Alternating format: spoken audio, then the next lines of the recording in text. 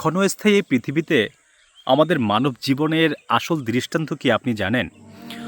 ক্ষণস্থায়ী এই পৃথিবীতে আমাদের মানব জীবনের আসল দৃষ্টান্তটা হলো তীব্র বাতাসে রাখা একটি কুপিবাতির ন্যায়।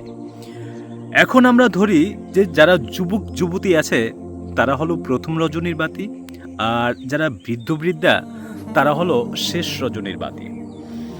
এখন তীব্র বাতাসে রাখা কুপিবাতিটি প্রথম রজনীর হোক বা শেষ রজনীর হোক, তাতে কিন্তু কোনো তফাৎ যায় আসে না। যে কোনো সময় যে কোনো একটা নিভে যেতে পারে। আর এটাই হলো আমাদের মানব জীবনের আসল দৃষ্টান্ত। যে কোনো সময় যে কেউ চলে যেতে পারে। এই কথাটা কেন বললাম আমি আপনাকে বলি এখন। কিছুদিন আগে আমার নানি মারা যায়। খুব ভালো মানুষ ছিল উনি। আল্লাহ তাকে বেহেশত নসিব করুক। তো আমরা সবাই তার জানাজায় উপস্থিত ছিলাম। তো ওই জানাজায় ওই সমাজের আরও যারা গণ্যমান্য লোক ছিল তারাও ছিল। যেমন থাকে না গ্রামের একজন গণ্যমান্য লোক বা তাকে সবাই মান্য করে। এইরকম একজন লোক জানাজা শেষে আমার নানাকে খুব করে বুঝালো যে, "দেখেন ভাই, দুনিয়াটা তো থাকার জায়গা না। যেহেতু আপনার সফরসঙ্গী চলে গেছে, আপনি একটু শক্ত থাকবেন। যেহেতু আপনিও মুরব্বি।" আমার নানুর অনেক বয়স হয়েছিল, মুরব্বি হয়ে মারা গেছে।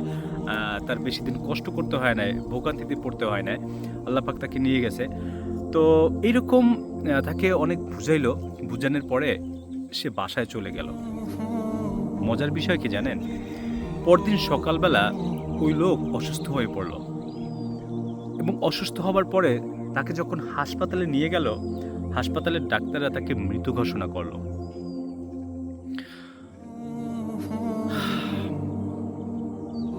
লোকটা গতকালকেই সে আমার নানুর জানাজা পড়ে গেছে এবং আমার নানাকে খুব বুঝাইয়া গেছে, কিন্তু পরদিন সকালবেলা সেও চলে গেল।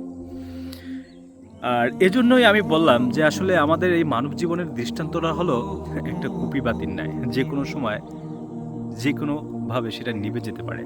আসার একটা সিরিয়াল আছে, যাবার কিন্তু কোনো সিরিয়াল নাই। কিন্তু আমরা সেই দিকে কোনো ভ্রূক্ষেপই দেই না। আমরা তো মনে করি যে আমাদের বয়স সবেমাত্র ২০-২২, আমাদের অনেক সময় পড়ে রইছে। ভাই, আমরা কিন্তু আমাদের নিজেদের ক্ষতি নিজেরাই করতেছি। আমরা ভাবতেছি আমাদের হাতে অনেক সময় আছে, কিন্তু আসলে কিন্তু না।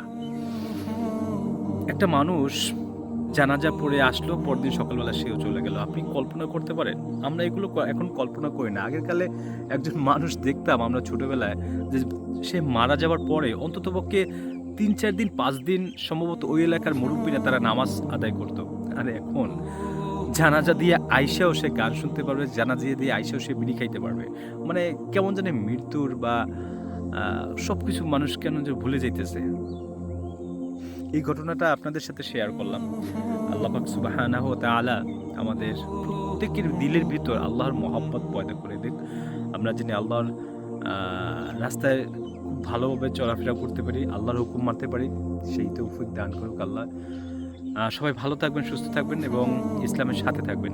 আসসালামু আলাইকুম ওয়া রাহমাতুল্লাহ।